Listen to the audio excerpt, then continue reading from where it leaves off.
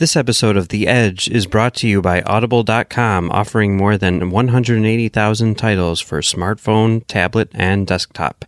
To get a free audiobook of your choice and help Trek.fm at the same time, visit audibletrial.com/trekfm. And also by Enterprise in Space, an international program of the nonprofit National Space Society. Find out how you can help science and education and become a virtual crew member aboard the NSS Enterprise Orbiter by visiting enterpriseinspace.org. And if you want to join the conversation and share your thoughts on this episode, join the Babel Conference, our listeners group on Facebook. Just type BABEL into the Facebook search field. We look forward to seeing you there. You're listening to Trek FM. What have you done out there on the edge of Federation space?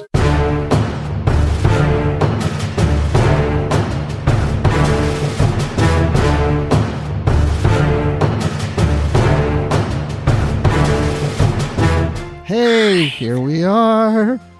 One last time. Oh, I shouldn't have started off by saying that. No. We're live from the Edge. Here, the 14th time, talking about Star Trek Discovery Episode 15. The last episode of this season. But the good news is we get another season, so that's good. It's not like this is the last episode of the series. It's the end of the season. So anyway, this is Live from the Edge. As I mentioned, this is a sub-show to the Edge podcast here on Trek FM. And I'm Bruce Gibson. And with me, as always, Brandi Jackola. Hi. How are you doing, Troy? I mean, Brandi. That's okay. That's okay. I love Troy. So if you compare me to her, I'm fine with that. I am a bit of an empathic introvert. So, you know, I'm doing well. A little worried. I might cry again tonight. So fair warning to everyone. That's okay, because you're Counselor Troy. You're emotional. You sense people's emotions. And so that's why you might cry. And the reason we're calling you Troy tonight is because you said your hair looks like Deanna Troy's hair. It does look like Deanna Troy's hair in the pilot episode of Star Trek The Next Generation. Yes, Encounter at Farpoint. Yeah, Encounter at Farpoint, because she had the natural curl going on in that one, and that is what happened to me today. And the wind got hold of it at one point, too, so... The thing is, you can't brush out natural curls because then it just goes, and it's already enough. So, well, that is the topic of today's show. Is Deanna Troy's hair? Deanna Troy's hair. No, I'm wearing my disco shirt though. Did you? I almost wore mine, but I wore a different shirt. I'm still wearing Discovery shirt. See, that's shirt. Good. I want that shirt too. I just haven't gotten it yet. I have this in long sleeve and short sleeve. I'm wearing the long sleeve. Oh, shut up. I love long sleeve shirts in the winter. Oh my gosh, we have another person with us. We ought to introduce him. Oh my gosh. I mean, you would think after doing so many of these shows that we have got our act together, but we still don't. I mean, remember the first show? I mean, that was nerve-wracking because the first time we did it was you, me, and... Wait, who was on our first show? That guy was terrible. Oh, no, it was you, Patrick. Patrick Devlin from Warp 5 joining in. Hello, everyone. You are How's our it going? bookend. We love it. How's everyone today? We're groovy, but how are you, Patrick? I'm good. Unfortunately, I didn't dress for the occasion. I didn't know we were doing matching shirts today. So I didn't. Well, we're not really matching per se. I didn't get a disco shirt on. So sorry. Well, we can play you some disco music and you can just dance. Yeah, I got quite a few disco albums, so you just let me know what's your favorite year of disco. None of them. I wasn't even alive for them. You know what? Just shut up. You're just going to just be annoying about how young you are compared to the rest of us. Thanks a heap. Oh my gosh. Is this another Warp 5? What's going on? I wasn't alive. I don't watch movies that happened before I was born. I don't seek them out. Yeah, I did say that, didn't I? Yes, you did. Although you did. That was technically a lie because that movie aired in 83. That movie came out in 83. I was actually technically alive then. Ha, so there. So I love how you were technically alive then. You just weren't alive then. You were Well, I mean, what 1-year-old watches movies about spacemen? Documentary movies. We Me, do? Yeah. probably. I probably did, but I don't remember it. Yeah. I watched lots of things that I don't remember because that was what my parents watched. So Cool. We'll go with that. I watched it. there you go. There we go. There you Hey, go. That did works. you also watch Star Trek Discovery last night? I did actually watch Star Trek Discovery last night and today twice. Ooh, good. Good. Brandi, how many times have you seen this latest episode, the last episode, Will You Take My Hand? 1.5. Wait, I have to ask, why the half? Because I just didn't have time to do the whole episode, so I started in the middle and watched the rest. Oh, okay. I thought you were going to I tell know. me you just couldn't get through it because you were too emotional. No, that was it too. No, but I wanted to revisit the emotional parts and see if I still felt emotional. The answer is yes. Okay. Well, that's good. That's good. So, okay, let's get things started and tell everybody how they can interact on this live reaction show. So we are on YouTube. So anybody who's in the chat, you can make your comments and just chat with us or chat with everybody in the chat on this YouTube channel. And you can also tweet to us. You can tweet at Trek FM and use the hashtag #LiveTheEdge. That's hashtag #LiveTheEdge. And we'll read some of your stuff as we go along. And so we'll go right into it. Episode 15, Star Trek Discovery, the season finale called Will You Take My Hand? With a question mark. Hand? Will you take my hand? I thought of it as more of a, will you take my hand? I don't know. Just inflection. I don't know. I don't know either.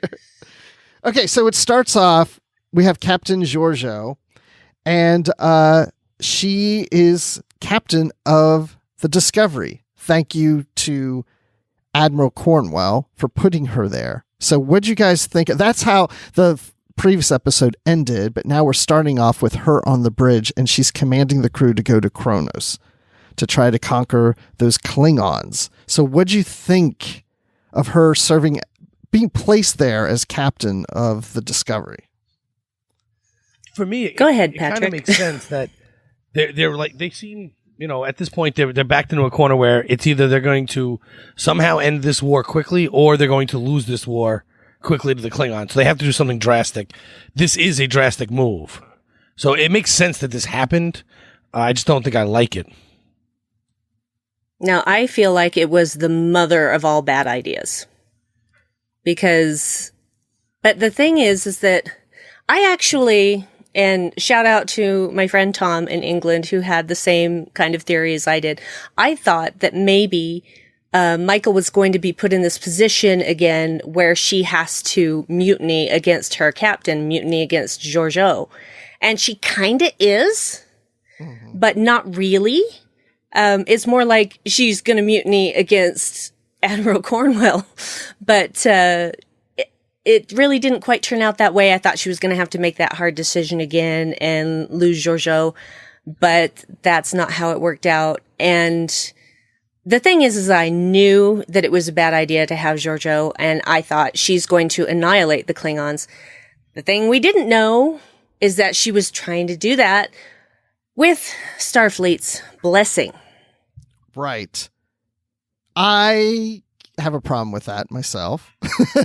I do too, because like Michael says, that's not Starfleet. Right. And if we don't live by our own principles, then we're no better than anyone else. So if we're going to judge other people by our own principles, but then not live up to them ourselves, that's kind of calling the kettle black. Well, and I've liked Cornwell for the most part up to this point. I didn't really understand this decision. Maybe it's just a decision of desperation, and if Starfleet was behind it, I really don't understand that. But okay, I accept it for the story that they're trying to tell.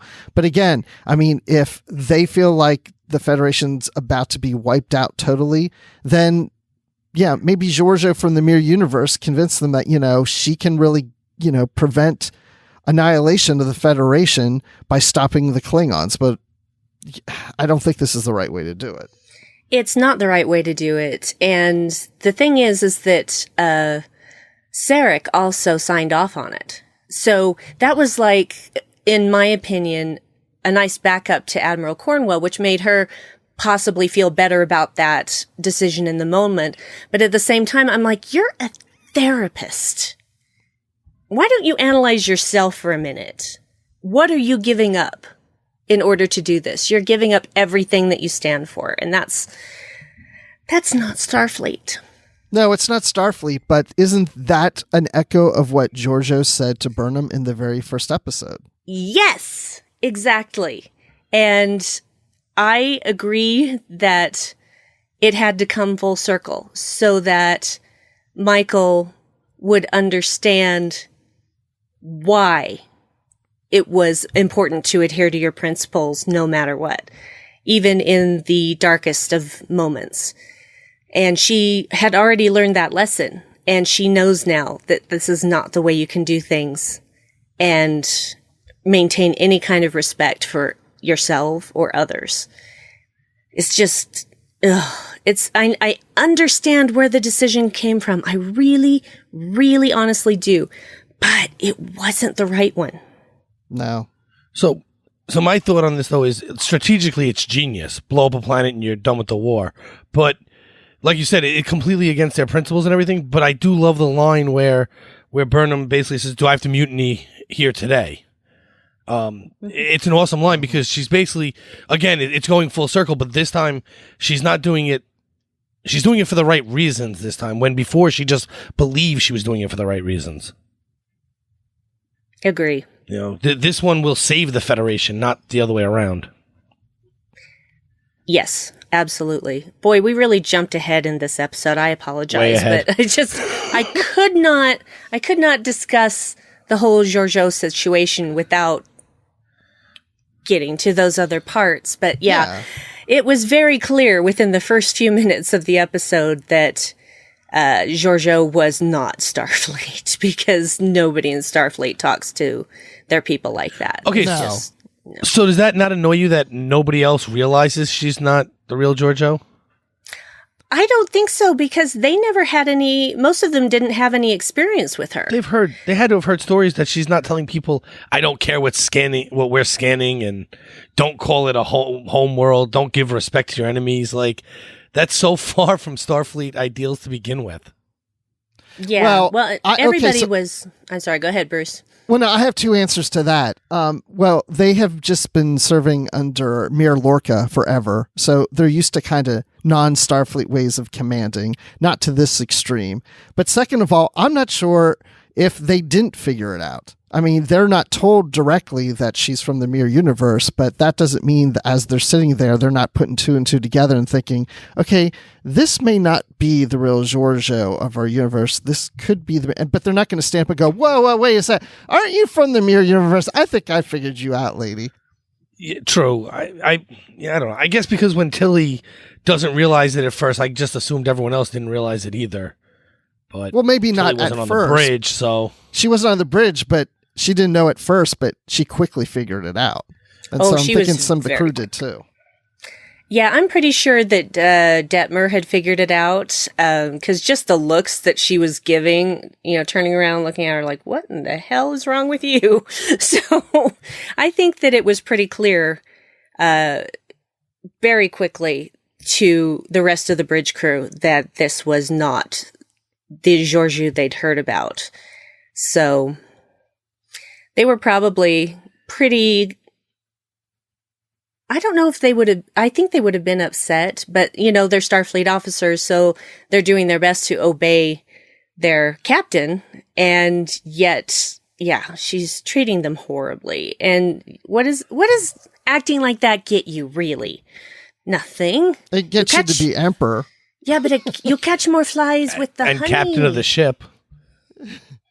Yeah, but not for very long. And a really big bomb that can blow up a world. I mean, that's a couple of really good things to get.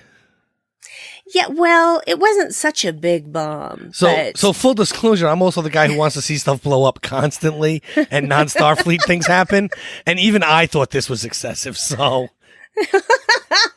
Well, then we have it from an authority on the matter. This was excessive force. Well, because we had a commercial break, and then when we came back, we saw Kronos exploding. Yeah, But that was a not nice really. touch. And then it became a simulation, and we're like, oh, okay, good. Because that that would have scene been makes so really much weird. more sense now. I have ad blocker. I don't get the commercials.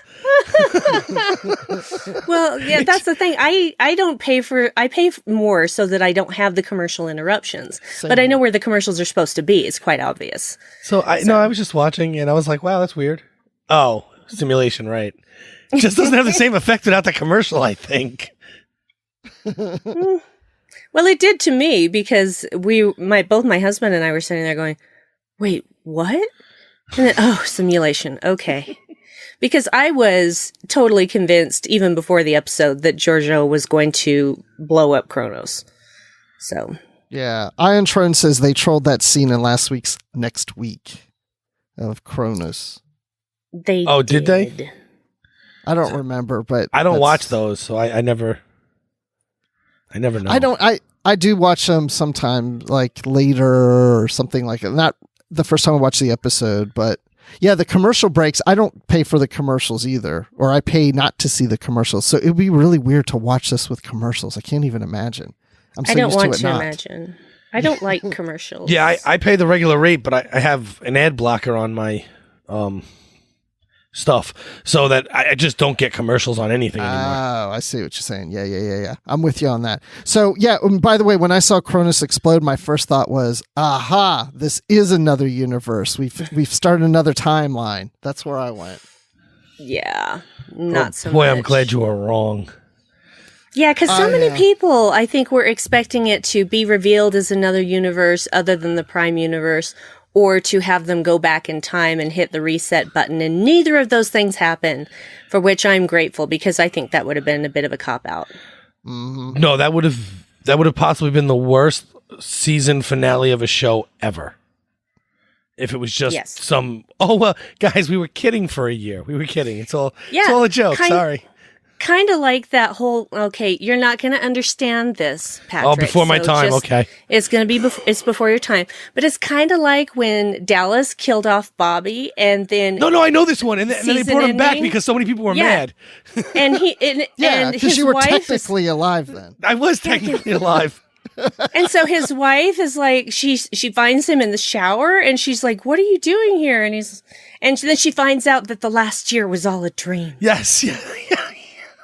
I did know that because it was in an here's the interesting part. It was in an article where they explained the biggest times fans lost their minds about a death.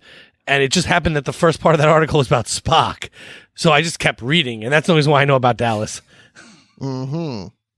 Okay. Well, good for you. You learned something today about something you didn't and now you all know that I can read. Yay! Reading is fundamental. Well, starting next week, since we're on a break now with Discovery, we're going to start reviewing Dallas on these episodes. So we'll get to that season eventually. Oh, I got to be the guest for that then. Or the That's new the one I know.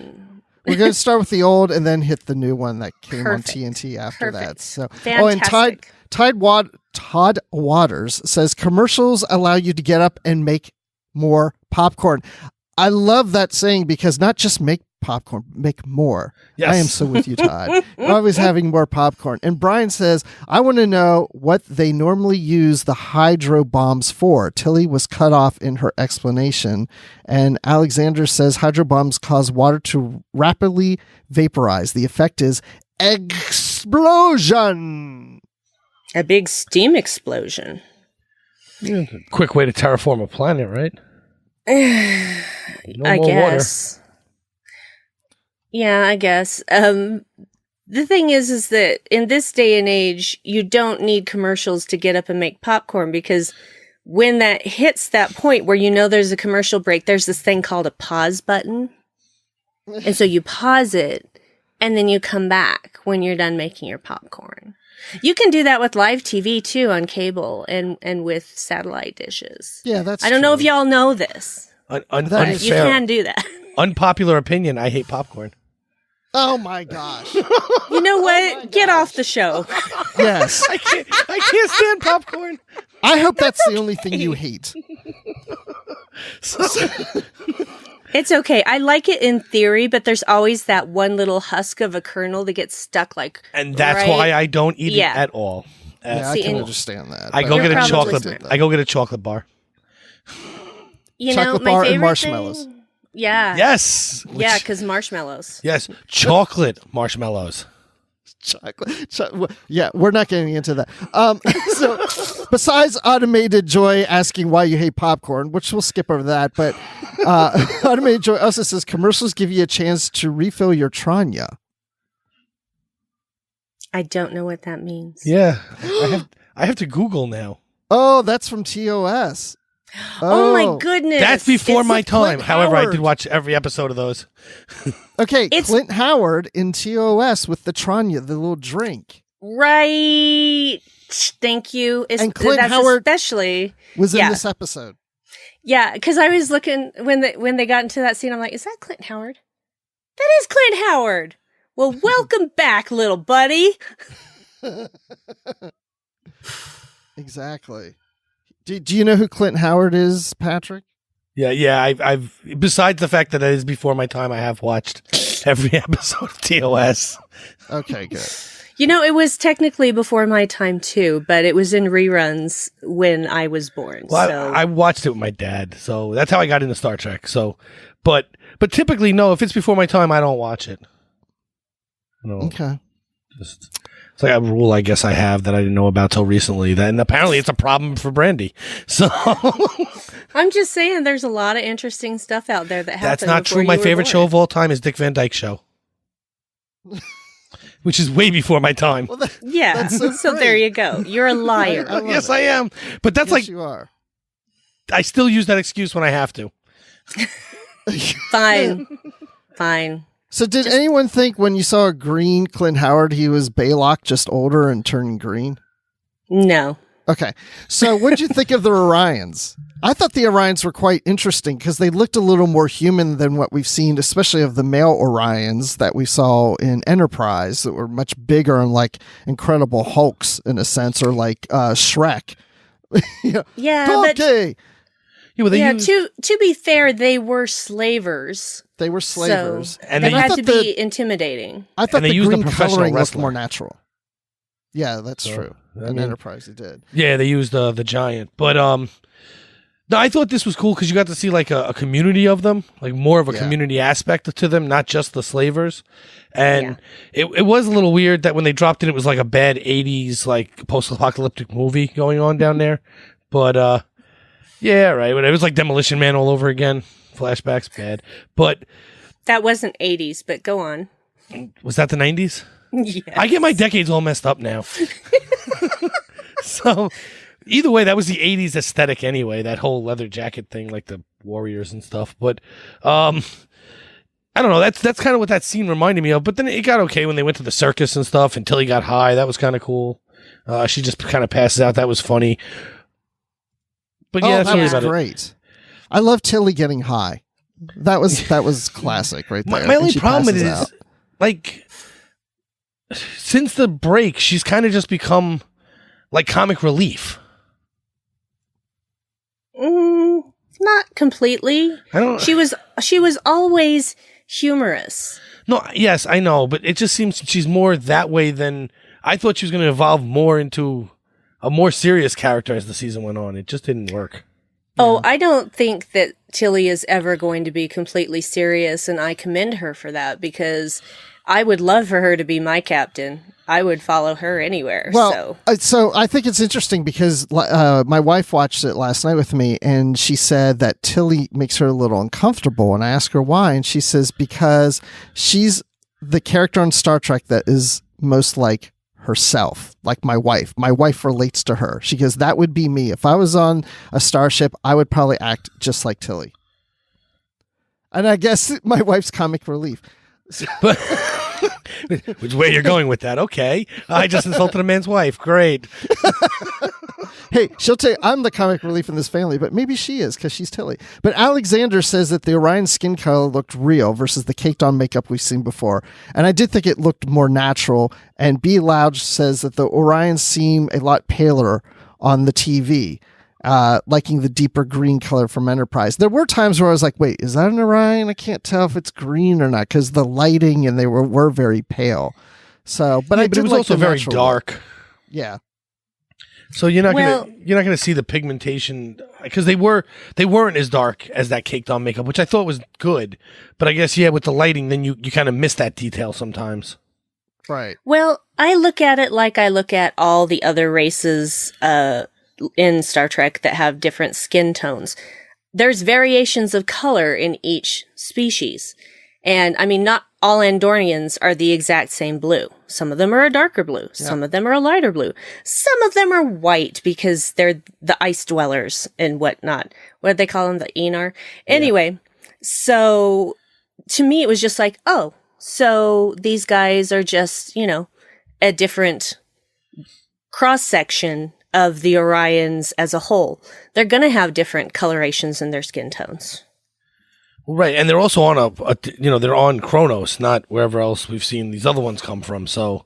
Which seems like a very dark place, like literally without sunlight, sort of dark. And the planet is green, and lots of blowing up stuff going on. Yeah. True. Yes. And some guy named Dave Jackola says, it's weird Klingons would share their homeworld with any race, Orion or otherwise. And that's true. I love that, though. When they said the Orions had like an embassy base or whatever there, I thought that was great because I love the fact that, it's not just Klingons on the planet, just like there's other countries have embassies, planets have embassies, and it was cool that the Orions were there. I love that. Really? Cool. I threw my hands up in the air and was like, are you kidding? I couldn't believe it. No, of any race in Star Trek universe, the Klingons are going to accept anybody, it'd probably be the Orions. Well, true, but their whole point is unification and getting rid of all other cultures from interfering with theirs, and now we find out that there's an Orion area on the planet. Well, because they put on a good show and make really good eel. That's true. But Alexander Olivares Sanchez says the Klingons and Orions have been trading with each other for centuries, so it would not be unusual to see them on Kronos. Good answer. Yeah. And I am never going to eat one of those eels. I'm sorry, but no. What about the space whale? I would be down with that. I don't know why she threw it away. What's wrong with a space whale? I heard that the actresses are both vegetarians, so they had to use some other thing that make it look like meat or whatever. Good for them. It was probably some kind of tofu or something. Tofu product that was colored to look like meat. Yeah, but she said it was delicious, right? She did. I hope they serve it at the next STLV. It's called acting. But I don't understand. Like, she said it was delicious, and then they say it's space whale, and she spits it out and throws it away, and I still don't understand what's wrong with space whale. Maybe because they had an encounter with a space whale earlier in the season when time became a loop. No, I know, but when time became a loop. Sorry. I'll stop now. I don't know. Maybe Tilly's a vegetarian. Yeah, just maybe. Like the actress. I don't know. Chris Manning says in the chat, the meat was based on coconut. Ah. Nice. Interesting. Uh-huh. Okay, I want to get to some emotional parts here. Okay. So, Admiral Cornwell, when Burnham approaches her on the bridge, well, Cornwell's not on the bridge, but her, holographic representation. Yes. And Burnham is talking about, this is going back to what we talked about earlier about, we're Starfleet. It's all about our principles. And she says, do we need a mutiny today to prove who we are? And Saru stands up and says, we are Starfleet. And the rest of the crew stands up. And that was just a big bonding moment for the crew. And to stand up to Cornwell and prove and show that they are United Starfleet crew. Okay, so unpopular opinion number 4. Did anyone else notice that his threat gangula never works when it needs to? It didn't work before they went to go drop this bomb on the planet. Only now we find out that it's a bomb. He should have sensed the coming of death if that was the Something. mission.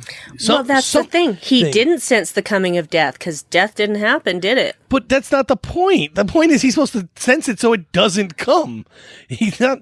It drives me crazy. It's okay. So I mentioned before I'm going to talk about Troy, so I'll do that now. This is the same thing they did in TNG when they needed her powers to disappear just so that she couldn't read people's minds at that moment. Then it wouldn't work, and that's what they're doing with him, and it drives me crazy. The thing is, she couldn't read people's minds. She only could felt read their emotions. Yes, but even that didn't work right when they if the fact of her or him figuring this out early on in the episode ruins the whole episode, then they just don't figure it out. Well, to be fair, the first time he talks about sensing the coming of death was right before the whole Klingon war started. And there was a lot of death in the battle at the binary stars. Number 2, he talks about that when they're in the mirror universe and about to make their run at the Emperor's ship and basically blow up the mycelium, whatever the heck that was, and the glowy thing in the middle. Okay, I can't remember the technical name. Right. And he said that, his species could sense the coming of death and he does not sense it now. So that was, apparently he's like psychic, that he only senses death when death is actually going to happen. Okay. I That's don't still know. garbage. I mean, I'm with you on that, Patrick, because but even besides this episode, I mean, we had Lorca, Amir Lorca on the bridge, and he never sensed. Not once. Yeah. Okay, this guy's creepy. I'm all right with this. Maybe it's Bro, you're the ultimate flight in fight or flight, and you never seem to get it right. Maybe he only sensed the coming of death if he feels that death is death to those around him, not death to others somewhere else. But he was able to sense. Oh man, I wish I knew the facts right now. This would help. But he sensed something on a shuttle pod once. So when he wasn't on the shuttle pod, maybe he doesn't sense anything if he's having coffee. Yeah, I don't Yeah, know. maybe caffeine numbs his threat ganglia, and maybe that's why he drinks so much coffee. Because sometimes, if you really think about it, in order to survive in Starfleet, he would have to really numb that threat ganglia because it could be going off every other second. Space is dangerous, but kids. that would make way more sense than him just being like, "Oh, wow, I didn't catch that." I don't know. That's my pet peeve with him. But I don't know. But You should back to the main to point. the writers and ask them. Back to the main point. That was a really cool scene. I just was like, man, now you stand up and say something? Well, because you have to save it for the last episode. At the end. I don't know, Brandi. What do you think? The thing is, the only people who knew what the plan really was before it was, what's the word I'm looking for here? It's not instigated, implemented. I knew it was an I word, were Georgiou, Admiral Cornwell, probably the Andorian that never seems to get a name, and Sarek. Mm-hmm. And those were the only people that actually knew what the real plan was. So it wasn't until Michael got back to Discovery, explained to everyone what was going on, and then they contacted Cornwell, and that's when everybody had to make a choice. Do we stand with Starfleet, or do we allow the annihilation of a species' homeworld? And they chose the principles of Starfleet. So it didn't surprise me that that's when Saru makes his big move and says, yeah, we are Starfleet. And I knew everyone was going to be with her because at that point, I mean, they'd worked with her. They know what she's about now. They know how she feels about what happened to her and what she did. And they've accepted that now, and they've all moved past it together. So now they are ready to follow her lead when it comes to keeping people from doing a horrible, terrible thing that Starfleet should never have even considered. That's true. Good for her. No wonder she got re-enlisted in Starfleet by her father. Yeah, I was totally expecting that, but it was still a beautiful thing to see. And Sarek smiled. Did he sound like he was choking up when he said, my daughter? Yes. That was a little bit amazing, that whole, he actually had emotion for a hot second there. Right? And then right back to Sarek. Which just goes to show you how much is actually, being controlled and suppressed by that man. It's just, if this is the situation that makes him a little bit emotional, then, then that dude's got some massive control. Let me just say. But yeah, it was nice to see Amanda again. Yes, Amanda, who taught Burnham about humanity, and it worked. There's a lot of touching moments in this. So many touching moments, touching me and going up into my tear ducts and making me cry like a baby. So many of those. Basically, from the point where Ash and Michael say goodbye. From that point on, it's just like, well, no, really, it was the speech when they were confronting Cornwell, but still, when I was like, okay, I'll be fine. And then there's the whole Ash and Michael thing. Okay, I'm not fine. Just keep going. I think all that you're talking about is like the last, 8 minutes or something. I mean, it's not. I mean, it's like boom, boom, boom. One emotional thing after another. Exactly. Yeah, it hits very quick. Yeah, so that's why I'm sobbing by the end of the episode, okay? Because I can't recover from the first thing before the second thing comes along. So it's more like, and it's like,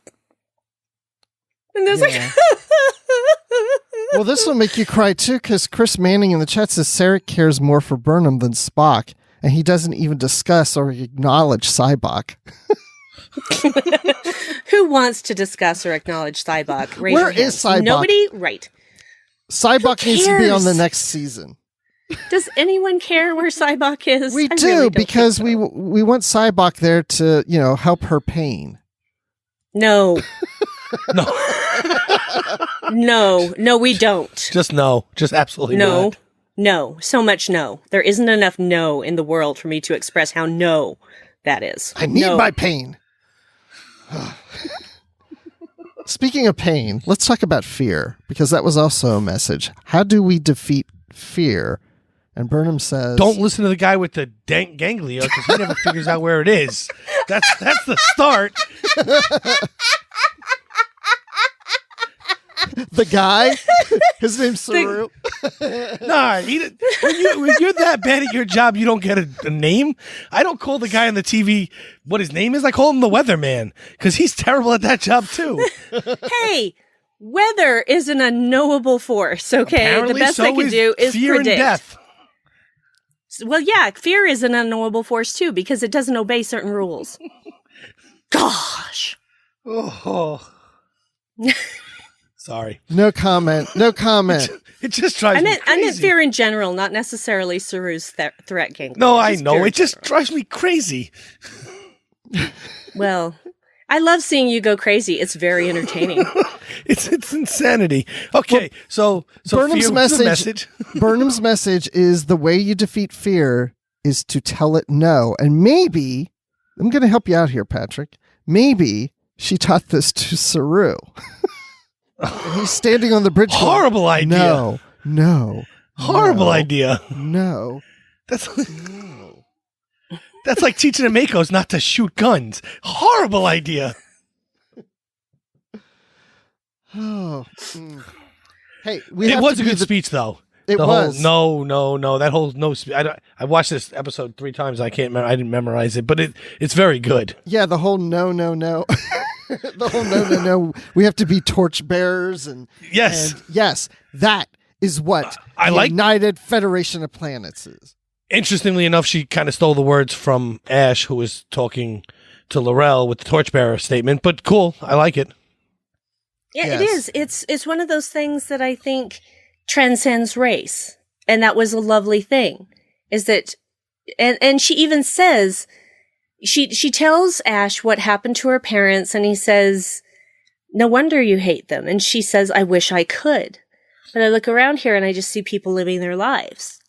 Yeah, no, I meant that seriously. I really like that she stole the line from him, because it's her way of basically saying we're a lot more alike than we initially thought. Yes, exactly. 14 episodes ago. And granted, it's going to be several decades before they actually come together as allies, but even so, that first learning experience started paving the way. So they're at best uneasy. They have an uneasy treaty, so to speak. Not even quite a formal treaty, but just an uneasy understanding. You back off from us, we'll back off from you. Nobody gets hurt. Everybody's fine. So since we're talking about that, though, was anyone upset that the war is over in one season? Am I the only one that bothers? No, because we already knew that was going to be happen. Let me try that again in an actual coherent sentence.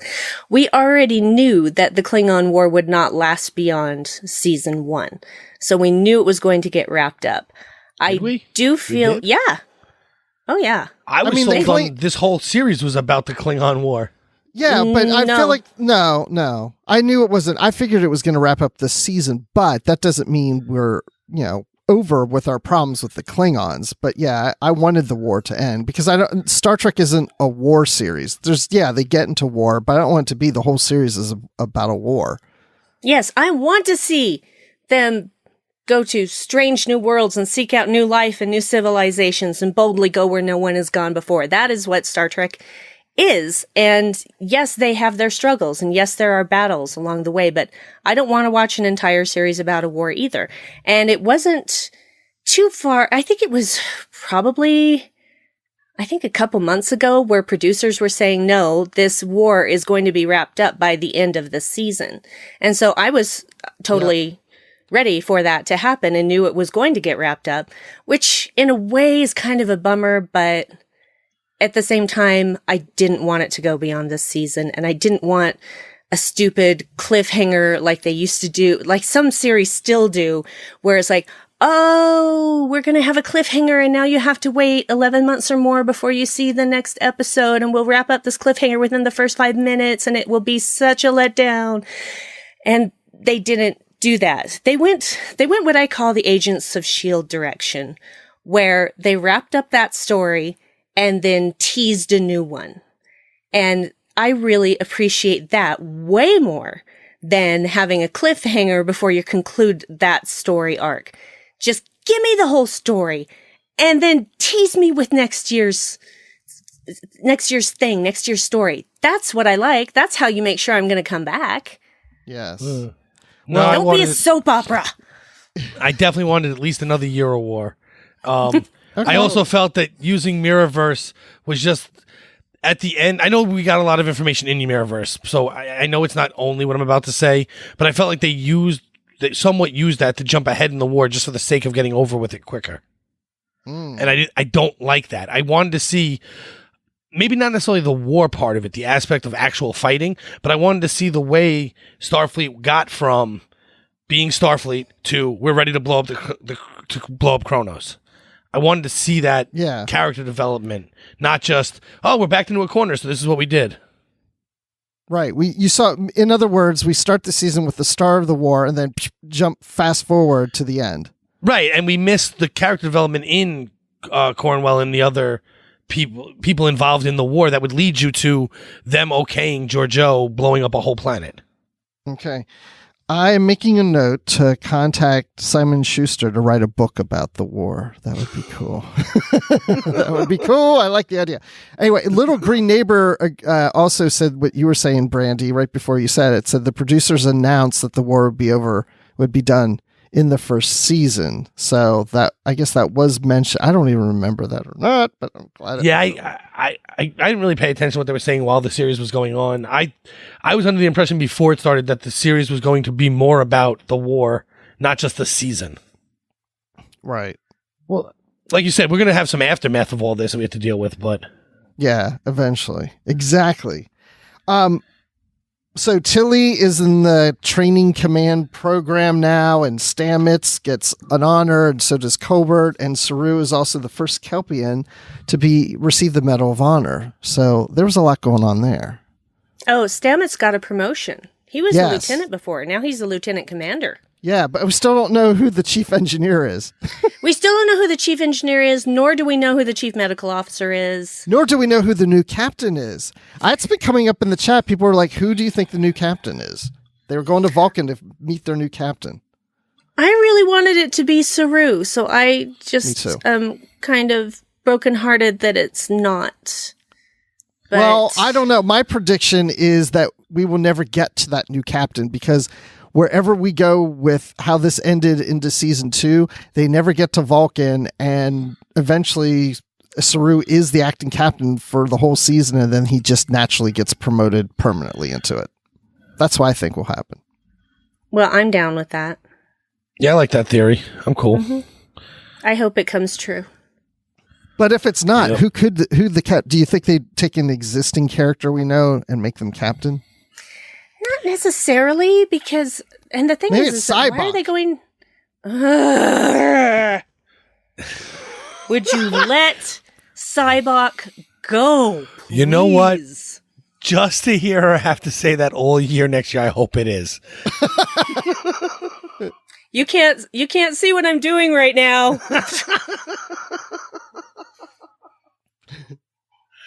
Oh, I'm from New York. I know. I was doing this. Yes, Peace. we do that a lot. Peace. Except if you do this, then it's up your kilt, which is basically like flipping someone off in England. So Yes, it is. And you know, never mind. History lesson aside, I actually know why that's bad.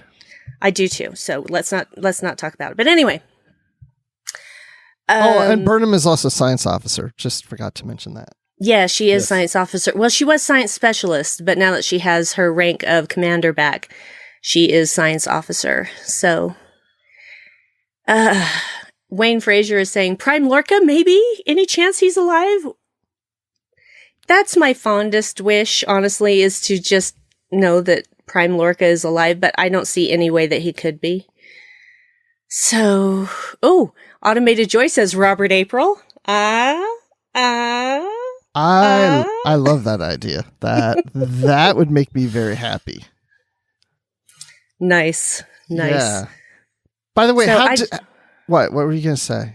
I was just going to say I have no idea who it's going to be. I can't even really speculate with any certainty. Well, speculation isn't certainty, but there's so many possibilities. I'm just like, I'm not even going to try to think about I it. think it's just going to be someone we haven't met yet. So Probably. Yeah. I think it'll be a Vulcan. So we have our first main captain as a Vulcan on a show, and we'll see where that goes. Mm-hmm.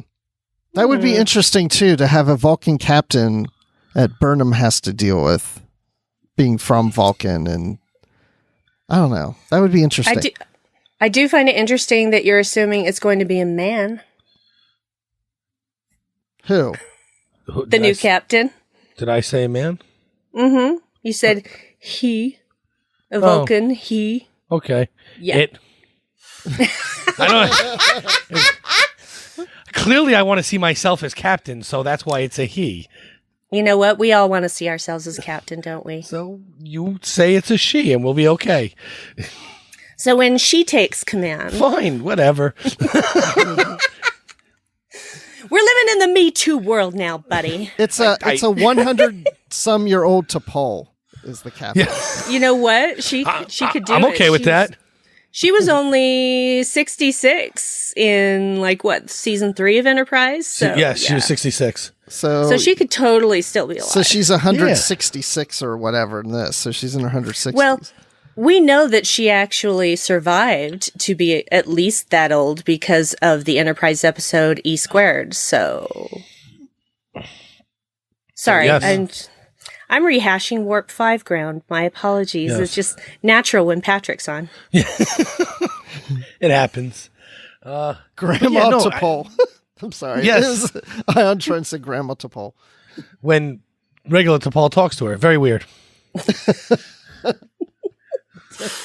So, hey, what'd you think how this episode ended? There was a distress call, and there was a ship that started to show up, and they said, we're getting a message from a Captain Pike. Well, see, the thing is when they were trying to identify the ship and it was coming in very slowly on the screen and it said NCC-17, I started going, oh my goodness.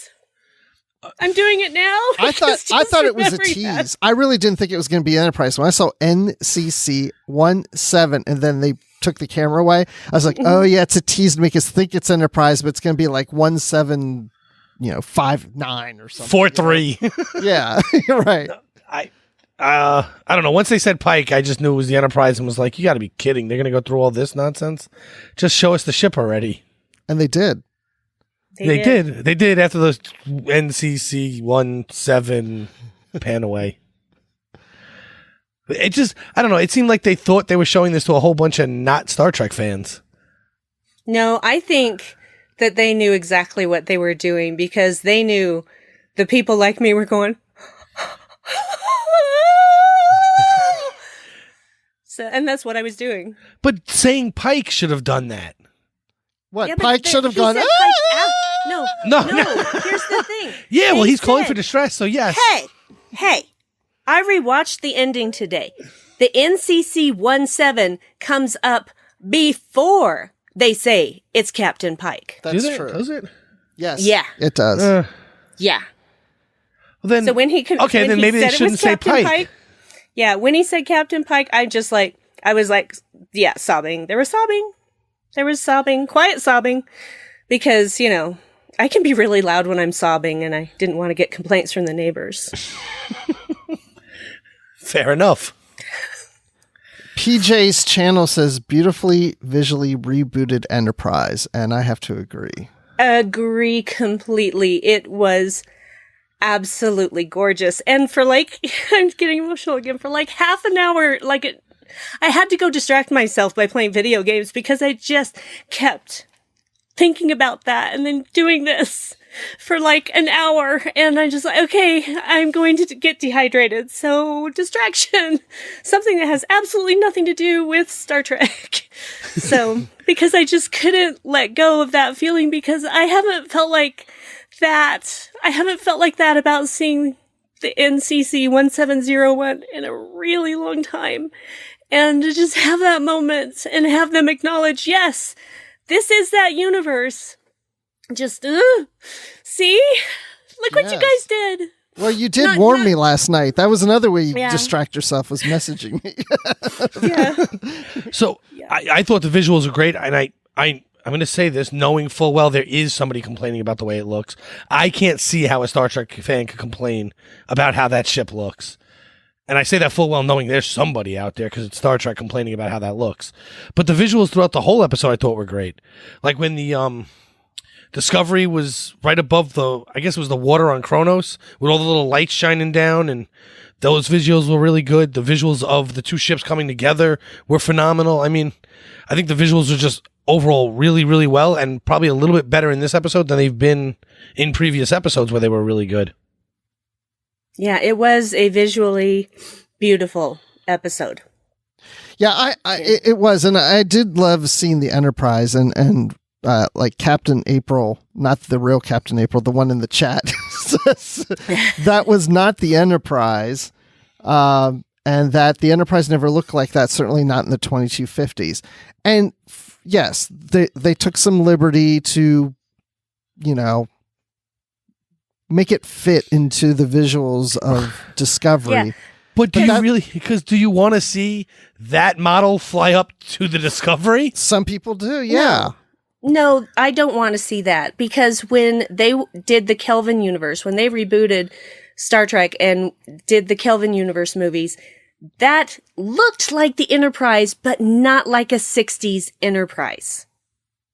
And nobody seemed to have a big problem with that. So what's the big deal here? Well, no, because the big deal here is that's a whole different timeline, so that's how they rationalize. That's why you see so many people trying. Remember, we were just talking about it a minute ago. The real reason why everyone wanted this to be another universe or going back in time is they didn't want to admit that this all happened in prime time. They want to find a way to separate this from the other series so that all these aesthetic differences make sense to them. Yeah. my lovely husband David said, so it didn't look like two hairdryers and a Frisbee. Exactly. And how bad would that look up against the Discovery? Well, see, that's the thing. They did what they could with the technology of their time. And to expect to have a series over 50 years later that makes reference to that same ship, it is not going to look the same. It is going to be more visually compatible with the technology that we have now. I don't understand why that's such a big deal. The Enterprise is always going to be the Enterprise. So, and it was also the lighting. I mean, if you took, they were doing some unique things with the lighting, and if you took that lighting away, it would probably look even more like the original Enterprise. So, I don't know. I really enjoyed it. I like that they went that way. Now, if we go further into season 2 and keep with the Enterprise, and we actually do meet Pike and Spock and Number 1 and all them and go to the bridge, we're going to see differences. And that's the thing. Sarek doesn't look like Mark Leonard, the original Sarek. So everything is off just a little because it's a different series. But I'm hoping we get on the bridge of this Enterprise. But it's not going to look 100% like it did in the 60s. No, and it shouldn't. No, right. Exactly. It shouldn't. Thank you. I love Star Trek. I love every version of Star Trek. I love some old shows. I do not want them to remake them today and look like that. I don't want black and white television. I just don't. It's not what is appealing to something to make today. Now, if you told me it was made in the 60s, I'm okay with that. But I don't want something made in 2017 to look like it was made in the 60s. Agree. And the thing is, Star Trek is enduring because the stories are timeless and the characters are timeless. Yes, the technology gets upgraded and we can do more interesting things visually, but that's ultimately not exactly what it's about. Yes, the ship is a character, but if that ship looks a little bit better than, say, its 60s counterpart, its 60s inspiration, I don't have a problem with that because it's still Star Trek to me. And regardless of characters we know played by other people, I'm okay with those characters existing with new actors playing them. I'm okay with that. So it's just, it's a matter of opinion, and I still will watch Star Trek regardless of these seemingly huge visual contradictions, because to me, it's more than that. It's so much more than that to me. I agree. I'm with you on that. One thing I just want to mention real quick in the Twitterverse here, we got something from Rebecca Skipper going back to what we talked about earlier about the principles. And this, she's saying this isn't the first time we've seen Star Trek abandon principles. And she points to insurrection. So, so there you go. What are you laughing about? Nothing. It keeps coming up, Patrick. Yes, insurrection. Yes, insurrection. Massive abandonment. So many things to laugh about in there. See, I took the mood and. I'm sorry. I can't even tell you what's going on in the chat now because this is a PG show. I'm sorry. Please go on. We've seen a couple times when Star Trek has abandoned its morals. At least we've seen bad morals, right? So I'm trying to get back on track here, guys. I'm sorry. And did any of those things turn out well? No, never, they not did once. But technically, this happened before all of those, so they didn't know that all those other ones turned out bad yet. To be fair, if Cornwell was really a bad moral, she wouldn't have entertained any other solutions. No, but she sounded like she was going to be one when that conversation started. Yeah. So, you want to do this here? Yeah. Wow. She's like, oh, yeah, I want to do this here. Yeah, right here, right now. Yeah. Dance off.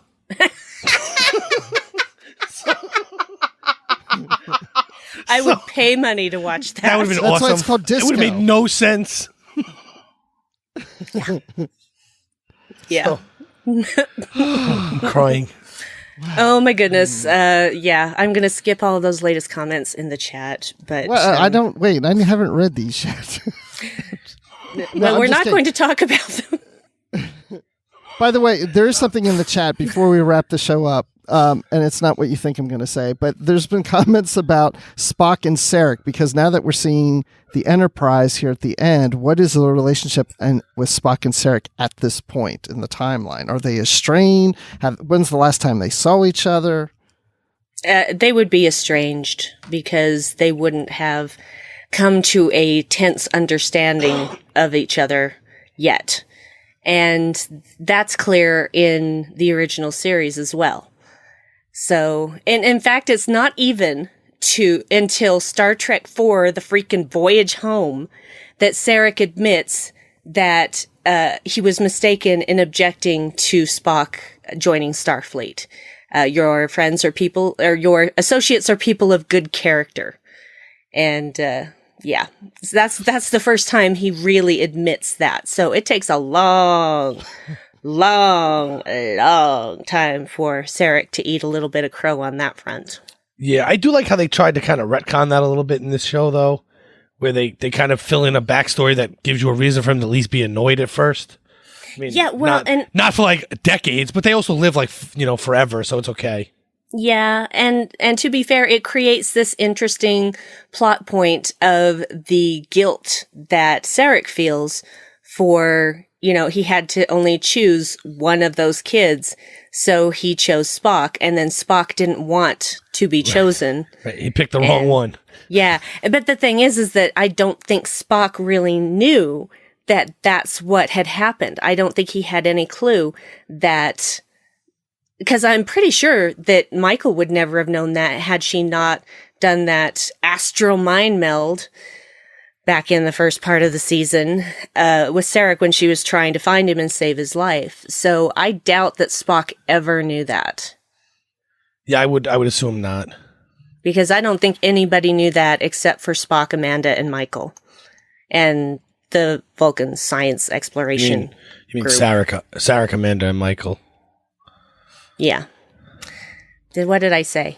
You said Spock. I didn't mean Spock. I meant Michael. I was picturing Michael and my mouth said Spock somehow. I'm discombobulated, friends.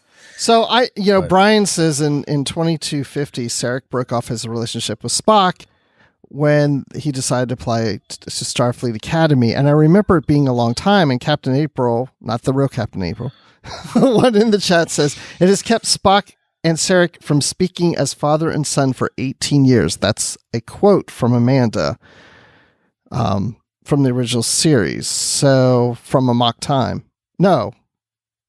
Journey to Babel. Sorry. Yep.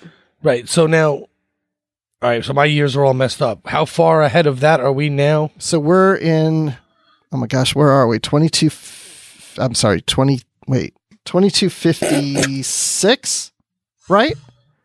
Yes. I think. we're Somebody Google it 2250. really fast. Yeah, I think it's 2256. Well, and they I don't stopped know. talking. With the 9-month jump, it could be 2257 now. But they started stopped talking 18 years. So this... Right. It's only 7, right? So by When the did he get in? time Journey to Babel, we're talking about 10-year difference between this episode and Journey to Babel. About a decade. However, do Spock and Sarek really speak as father and son during that episode?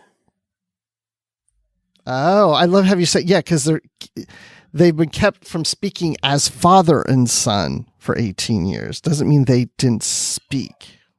Yeah, but their conversations would be basically just Vulcan to Vulcan and very devoid of any personal attachment. Or Starfleet information only. Mm-hmm. I'd actually rather try and watch them figure out how to work around them two talking all episode. Yeah. So that's the way possible. I interpreted it. So Yeah. Well, they may not. Yeah. When we get to season 2, if we see Spock and all that, Sarek and Spock may not speak to each other. We just may see them sitting together in the mess hall, eating, but never speaking to each other. Yeah. Well, and let's And think then Tilly about this comes too. over and sits with them. Let's think about this too, because Michael Burnham was on the Shinzo for 7 years. Okay. Right. We don't know at exactly what point this particular situation happened, but it was after that Sarek basically pushed Michael into Starfleet and said, "Here you go. Fly, little bird, fly." And so 7 years has passed since that point. You add another year for the episode that we're currently going through, or the season we're currently going through. So it's been 8 years. So 10 years in the future would work. Right. Everybody's like, "Oh, 10 years would I need a work. pencil." But they in haven't any spoken case- in 18. Yeah. Well, that's the thing, though. 10 years from when Discovery is happening, Would be 18 years from when. from when the whole Burnham got situation in. happened. Yes. But isn't it 18 years from when Spock got into Starfleet? Yes. Yeah, it doesn't, I don't know. When did Spock tired get of in? math. I'm tired of math. It probably shortly after the whole situation with Michael being rejected by the Council Exploration Group, the Science Exploration Group. So, because that they said they were only going to take one person who was not fully Vulcan. So I would assume that happened right around the same time. Maybe. I don't know. It doesn't even matter. We'll really find out matter. next season. What Spock, My head from what I hurts. understand, Spock is, younger than Burnham. I don't know. From what I remember reading in the first novel, it seemed like it was like maybe by a decade. Maybe not quite that much, but I don't know. Well, here's an interesting thought. Tilly would so try to get Burnham and Spock to bury the hatchet, says Automated Joy. And then I want to see that now. They say right after. So that would be endlessly entertaining. Is to see Tilly go up against Spock. I could watch that. I could watch that too. Patrick, could you watch that? Yeah, I guess. I mean, Did you? I'm not enamored with Tilly like everyone else is. I guess I don't know. Well, like Bruce's wife, I see a lot of myself in Tilly, especially saying awkward things. Patrick when I'm doesn't like nervous. my wife. And apparently, I've he doesn't insulted like me her, either. said I don't like her. I haven't even met the poor lady. And you don't like me either, I guess. I That's guess fine. Guess not. not. Well, Do you like Troy? That's your. I like Troy. Okay. Well, there you go, Brandi. He likes your Okay. look. Yeah. So we're down again. That's cool. If I had some black contact lenses, it would just complete the look. But I don't mean it like that. I didn't say I it know. like the woman. It just seems like that's everyone's favorite character, and maybe I'm just a hater, but she's not my favorite character. She doesn't have to be your favorite No. character. In fact, Stamets my should favorite. be. I like Stamets a lot. You can have whatever. I favorite like character. Burnham.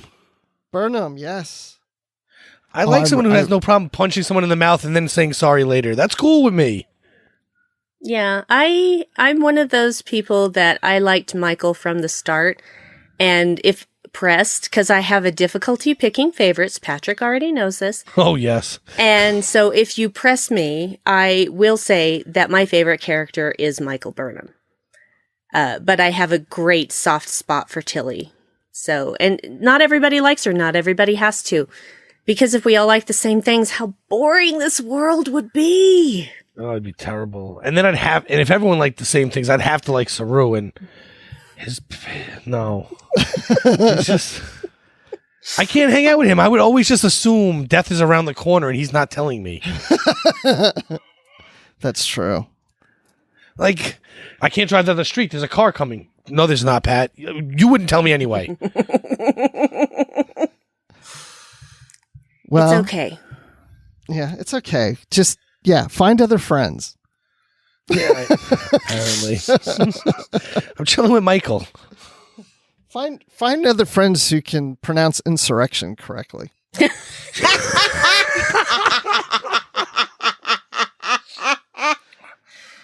Yeah, I tried that too. Bruce, you're out. We can edit all that out of the show. Oh wait, this is live. Yeah, we can't edit that out. So, well, we need to wrap up this episode anyway. So we're at the end. We're at the end. We've discovered. Oh boy, it feels like I did this for the first one. You did. You did. Right. It wasn't quite this fun though. That's because we weren't comfortable with each other yet. I didn't know either of you at all then. Yeah. But now you know too much. Well, I guess that And means that he is doesn't listen also to true. literary tracks. So No, I said I didn't know you. I didn't say I didn't listen to you. Yeah. Oh, Patrick, okay. you There know you too go. much and you better keep your big mouth shut. There we go. Now I feel more at home. There you go. See, I know what to do. Well, so Brandi, do you want to close us out and then we'll tell people where we can I can't talk tonight. Obviously, We'll can do tell all that people other where they stuff can you do find at the us. end of the show of all these shows that we have. Yeah, well, and that's the thing is that a lot of these shows are not going to continue until Discovery returns. So I'm going to augment this a bit and edit as I'm doing it. So this week you can check out our Discovery coverage throughout the week. When new episodes of Discovery start again, we will be doing Live from the Edge on Mondays at 9 p.m. Eastern, and it will be released as a podcast on Tuesday mornings. And then there will be a commentary available with Mike Schindler as Tracks from the Edge on Wednesday. We'll discuss the feedback on Postcards from the Edge on Thursday with the lovely Amy Nelson. I'm Dark Amy, by the way. Brandon already determined that. And you can catch the full analysis on the Edge Main Show on Friday. Now, the Edge Main Show, to my knowledge, will be continuing twice a month until Discovery returns. And I think that Amy has a couple more Postcards from the Edge planned to look at the series overall. I'm not 100% sure on that, but that was the last thing I heard. So, and then wrapping up the week, join us for Notes from the Edge on Saturday with Chris Jones for links between Discovery and the broader franchise. It'll blow your mind, man. Blow your mind. So we'd love to hear your thoughts on Discovery and a lot of speculation over what's going to happen for the next 11 months. And the best place to do that is the Babel Conference, which is our listeners group on Facebook. And that is where Amy Nelson will collect your feedback for Postcards from the Edge. You can find us on Twitter at TrekFM or send us an email using the contact form on our website at trek.fm/contact. Choose to send to a show and choose the Edge. And we'd also like to thank our lovely associate producers, Norman Seelau, Tony Robinson, Thomas Paleo, Lisa Slack, Shoaib Mirza, Richard Rutledge, and Cornelia Reutner. And if you'd like to help keep all of our shows going and even become an associate producer, please visit patreon.com/trekfm for all the details. Wow, that was good. That was a lot. You got through that.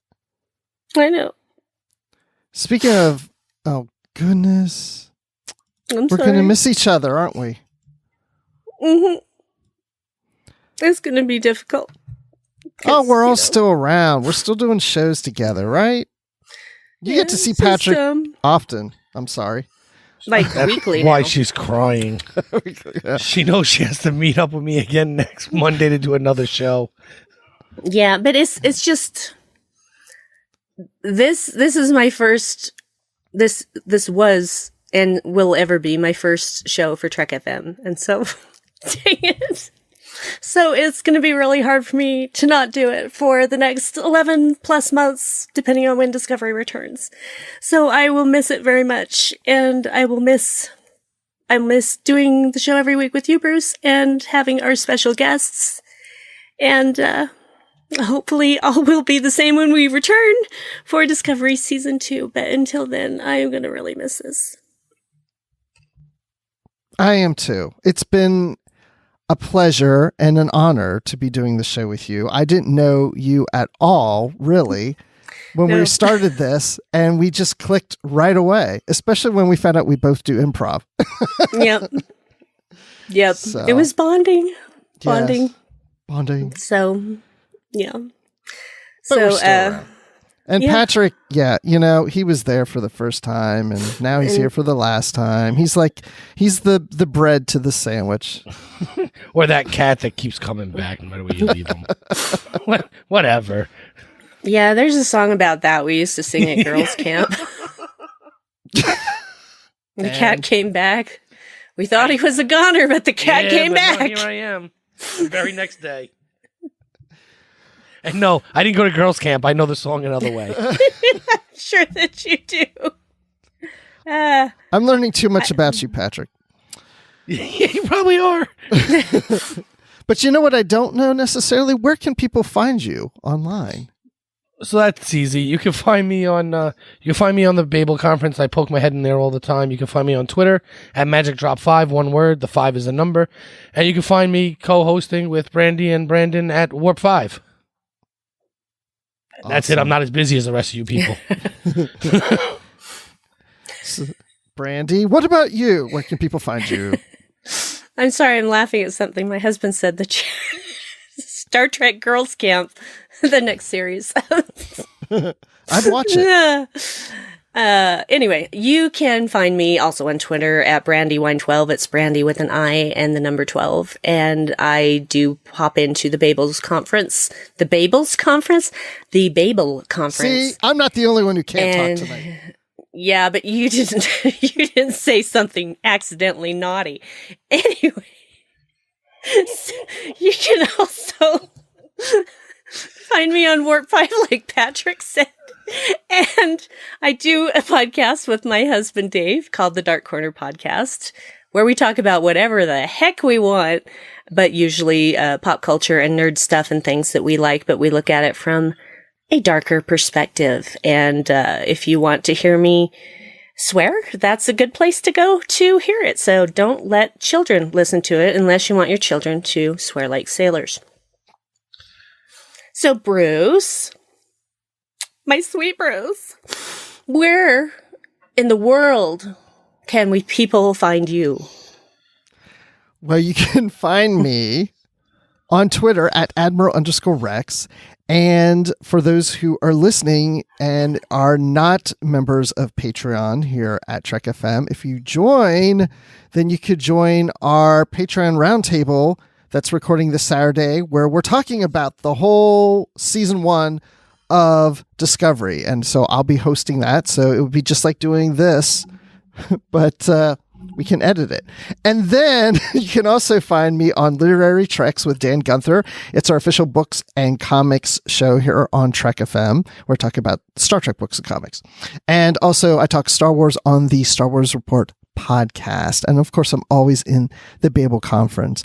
And I'm enjoying reading some of the things that are being said in chat. They're going to miss us and they've enjoyed us. And I want to thank everyone who's joined us live or even listened to this recorded on the Edge feed. Appreciate everything that you guys have done supporting us and all the different co-hosts that we've had. And this won't be the last. It's just the last of this live show for now. For a while. For a while. Yeah. We don't know how long is a while. Yeah, well, according to comments in the chat, it could be January or it could be April next year. So that sounds it could be it could be as little as 11 months or as many as 14 months. So we shall see. We shall see. But I can't wait to come back and do it again. Me too. I hope. Yep. We'll see. So, I guess for the last time for a while, live long and prosper, keep calm and disco on.